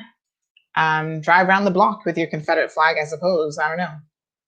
Amazon is going to stop letting the police use their facial recognition tool for a year because the software was actually criticized for misidentifying people of color. So we know, reading from some days ago, that the Amazon CEO, president, what's his name again, Jeff Bezos, has taken a very firm position with supporting the Black Lives Matters movement. And in fact, one of his customers had commented about it, and he said, listen, we support this movement. Regardless of what you say, Black lives do matter. Don't water it down by saying all lives matter. And he explained his reasons why for that. And some customers said, oh, well, you're going to lose me as a customer. Bye-bye. I'm sure Amazon really cares. Amazon and this man has become the world's first trillionaire, American trillionaire, because of COVID-19. So if anyone's going to be concerned about losing a few handful of customers, it's not going to be Amazon, I can assure you.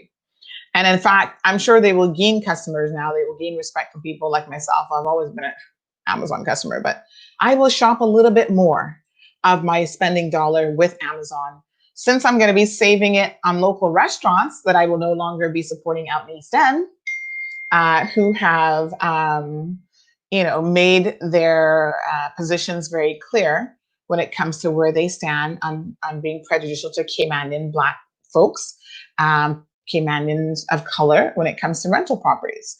So I won't be supporting those businesses, but Amazon, I will surely do. But Amazon has said, listen, we've got this facial recognition tool, and there's been some concerns about how the technology may lead to unfair treatment of African Americans.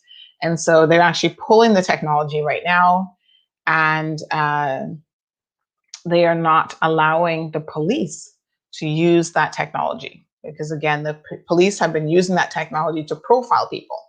And this comes as what they're calling a striking change for Amazon, who's a prominent supplier of facial recognition software to law enforcement, which is something that I didn't even know before reading this. I'm telling you, you got to stay informed, folks. There's so much stuff going on around the world. So previously, Amazon had resisted calls to slow its deployment, and it had said that their tools were accurate but were improperly used by researchers. So on Monday, IBM also said that it would stop selling facial recognition products. And last year, the leading maker of police body cameras banned the use of facial recognition on its products after an independent ethics board recommendation. So Google is advocating a temporary ban on the technology, and the American Civil Liberties Union applauded Amazon in a statement for finally, and this is a quote, finally recognizing the dangers of face recognition poses to Black and brown communities and civil rights more broadly.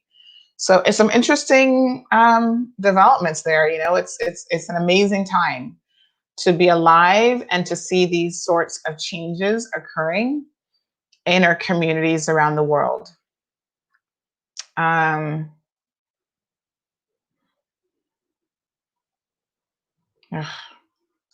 just see a headline here in Jamaica about another child molestation case.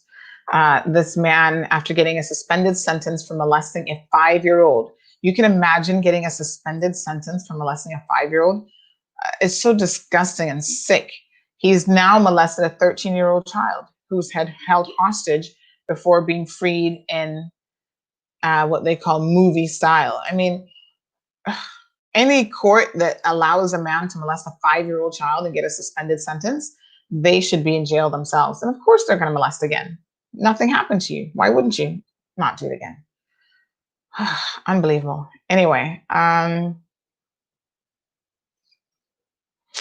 was actually looking for something else when I saw that headline. And of course, that disturbed me to no end.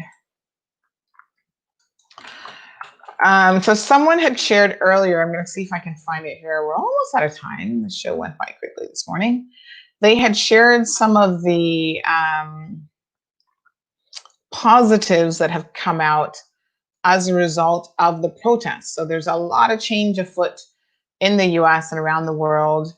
And I think that, you know, these are a lot of good things that are happening. So let me see if I can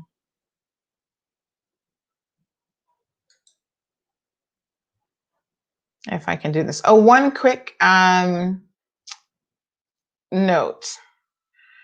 The main guidelines is confusing people a little bit about whether or not these restrictions are in place. I think we mentioned this on yesterday's show. They still are in place, but the grocery stores are not enforcing them, but the government has said that it is still very much in place. I don't know if that will change today. So remember, today's Friday, and so there will be a press briefing as of today.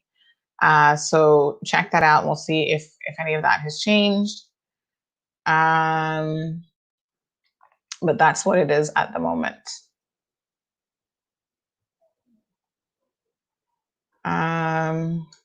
Right, so I'm just trying to find this poster that this person had shared about, you know, what's happening. Paper menus are starting to disappear, which I'm so glad about. I don't know why that hasn't happened before. I'll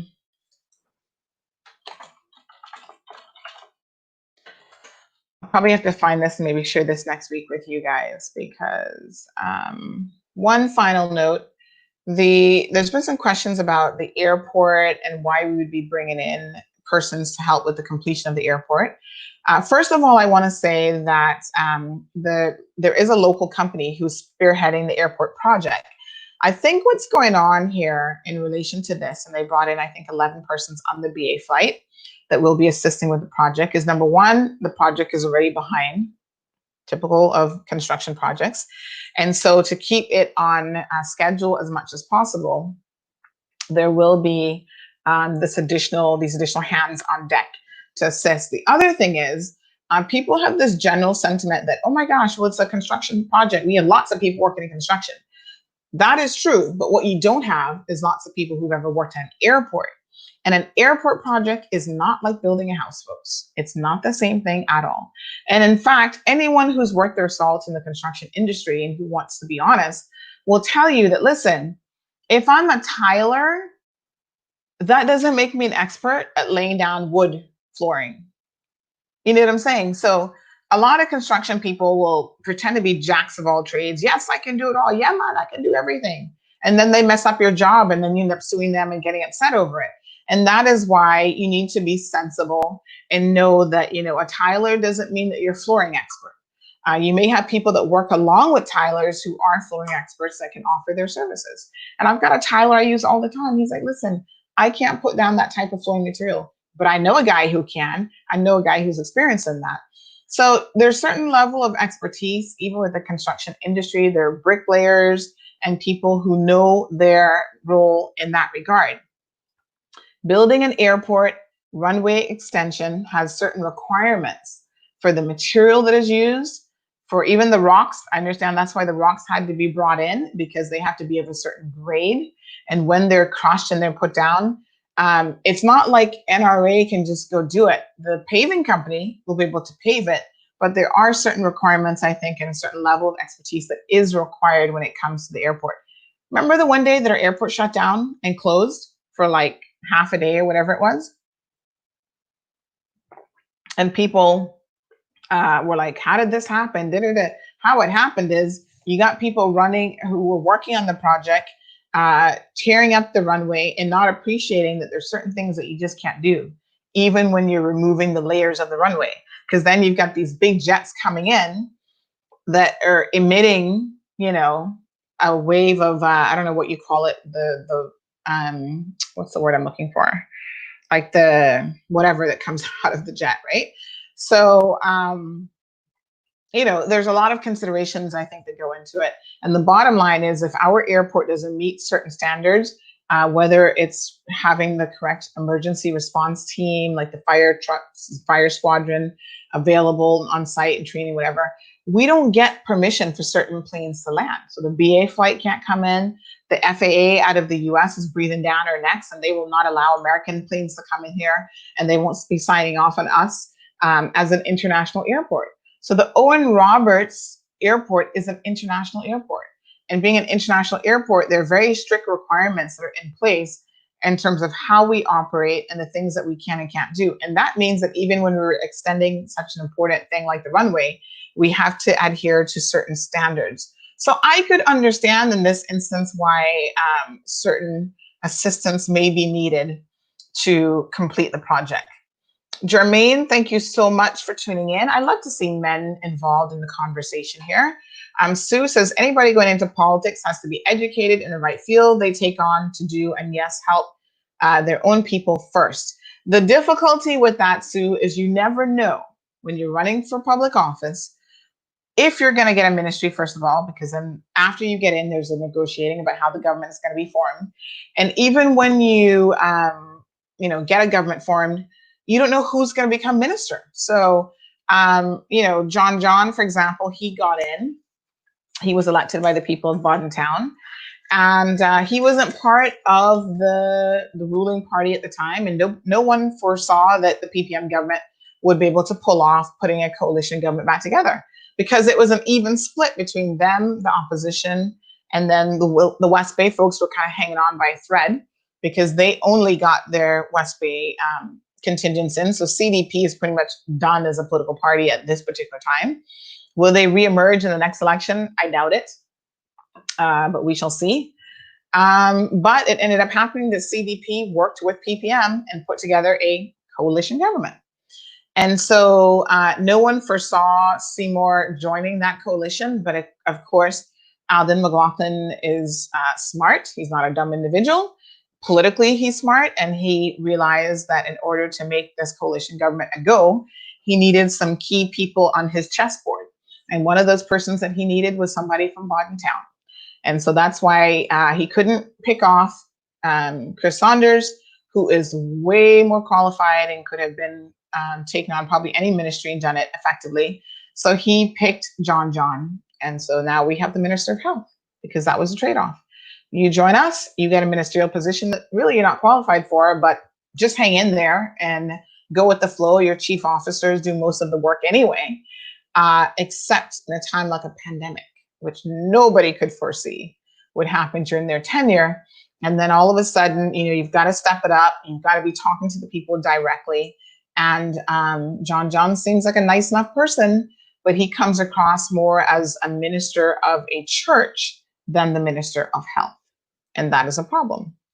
But what can you do? He's in the position. So unfortunately, Sue, there's really no way, the way that the system is organized, there's no way for you to predict once someone is in elected office, what position, if any, they will be getting as a minister. So Catherine says we need to remember that we cannot change history, we need to change the people. Completely agree with that, but knowing your history, I think, is important, and changing the historical perspective going forward. So sometimes, despite the fact that you can't change history, you need to remove those constant reminders and glorification of the negative history that you've had to endure as a people. And I think that that is what is happening in the United States of America with all of the slave memorabilia and slavery, statutes and naming air bases, whatever. You're glorifying those individuals. Why would you want to name anything after a Confederate leader when the Confederacy are the ones who were fighting to keep slavery as an institution? And there, hundreds of thousands of people who lost their lives in the Civil War, the United States Civil War, to fight for the freedoms that others were enjoying, but it was only for the few privileged persons who were born the right color. So I think that that's part of what's happening here. So Sue says Trump is the worst president ever. God only knows how he's still there now. Well, he's still there now because although it wasn't the majority of Americans that put him in, because he did lose the vote by the popular vote by 3,000, the system put him in there. And unfortunately, he continues to enjoy some level of support.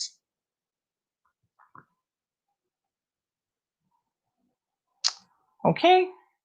So Florida, this just came in this morning, will be hosting Trump's convention. So the Republican National Committee announced on Thursday evening that it would move the celebration of Trump's nomination from Charlotte to Jacksonville.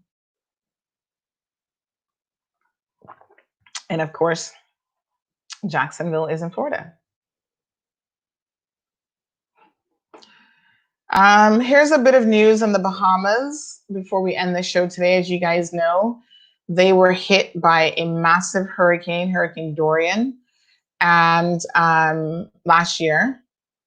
And now it is being said that they actually have no idea of the actual death toll. So the Bahamas former health minister says that the country was so badly botched its record keeping on Hurricane Dorian's missing victims, that today it cannot say with certainty how many people actually died in the horrific storm.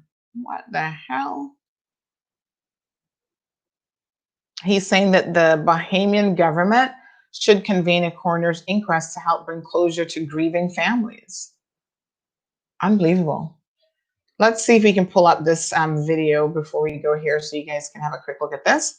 This is coming out of Miami News today on the Bahamas. So give me one quick second here. I'm gonna first make sure that you can hear it. And then let me see if I can do this. A lot of times I'm trying to do this stuff in real time. But I want you guys to watch this little video snippet because I think this is horrible and devastating. You can imagine going through a situation like that and then not knowing who really died even. Wow.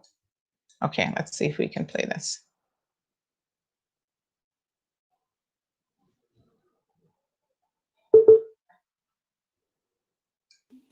Or get so close to death.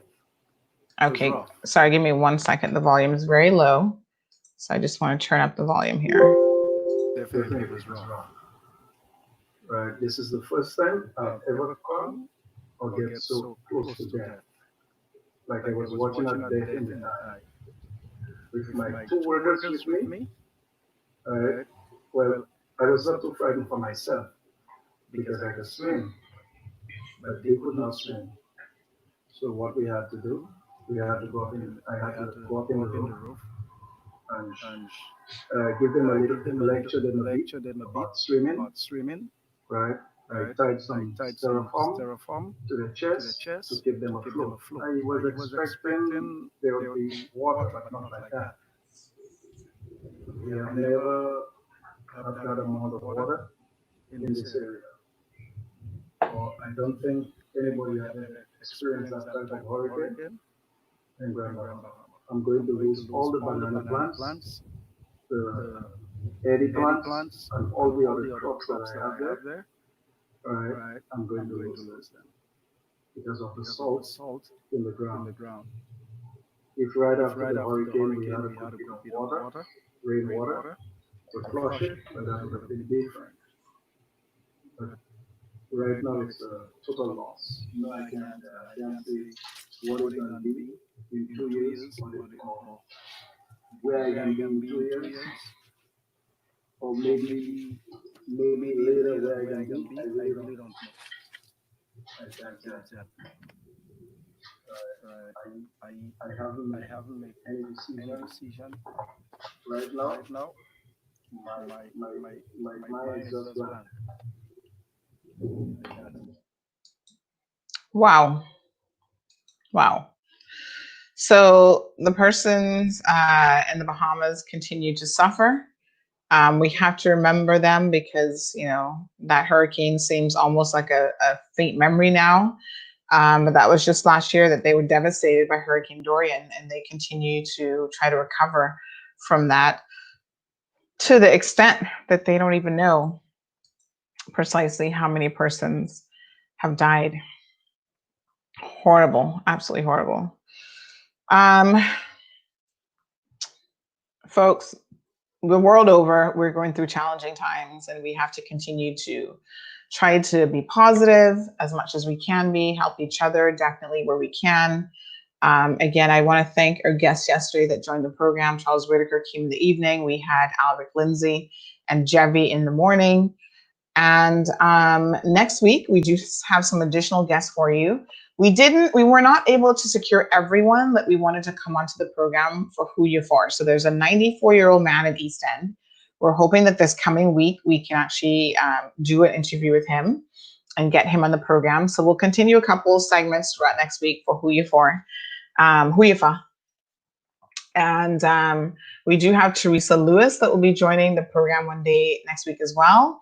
And we have a local politician, Mr. Austin Harris, who will be joining us hopefully on Tuesday. Now, having said that, next week, Wednesday, I'm back on the stand because my trial is not finished.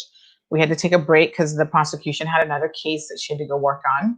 So on Wednesday, I retake the stand. I'm still under oath, and that's why I've not been able to discuss my testimony or talk about that.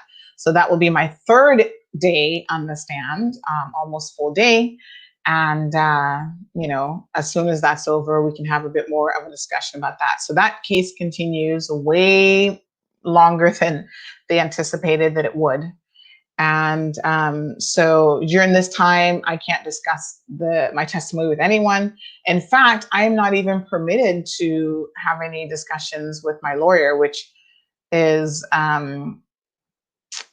very unfortunate because I might want to talk to him about other things unrelated to my testimony, but the rules are that you cannot talk to your legal counsel during, or anyone for that matter, during your testimony about your testimony sort of thing. So I think the safest way to ensure that that doesn't happen from a lawyer's perspective is to basically have no real communication at all. So the accusation couldn't even be leveled.